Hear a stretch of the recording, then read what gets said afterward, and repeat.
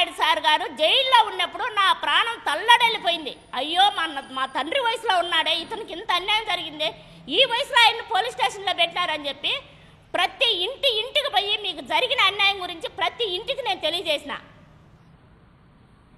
లోకేష్ అన్న గారు ఎక్కడ మీటింగ్ పెట్టినా అక్కడ చూసి అన్న బాధ చూసి అయ్యో చంద్రబాబు నాయుడు సార్ పోలీస్ స్టేషన్కి పోతే పాపం అన్న రోడ్డు ఎక్కినాడే, ఏ రోజు రోడ్డు ఎక్కున్నాడే, ఈరోజు అన్న రోడ్డు ఎక్కి మాత్రం బాధపడుతున్నాడే, నేను వస్తున్నా అన్న వస్తున్నాడో, ఏ ఆడబిడ్డ కంటిన్యూలు నేను చూడనంటే అయ్యో అన్న అన్యాయం జరిగితే అన్న ప్రశ్నిస్తాడు, అన్న ఆడబిడ్డలకు అన్యాయం చేయడు అని ప్రతి ఒక్క నోటీసు తీసుకుపోయినా.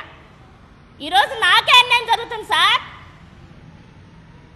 మీకోసం కష్టపడి, మీకోసం నిద్ర అనక, ఆకలి అనక, ఎండ అనక, వాన అనక ప్రతి అడవుల్లో ఎస్టీ కాలనీలకు కూడా పోయి మీకు జరిగిన అన్యాయాన్ని మొత్తం చెప్పి మీకు నేను సేవ చేసిన దానికి ఇదా సార్ నాకు ఇవ్వాల్సింది మీరు శిక్ష?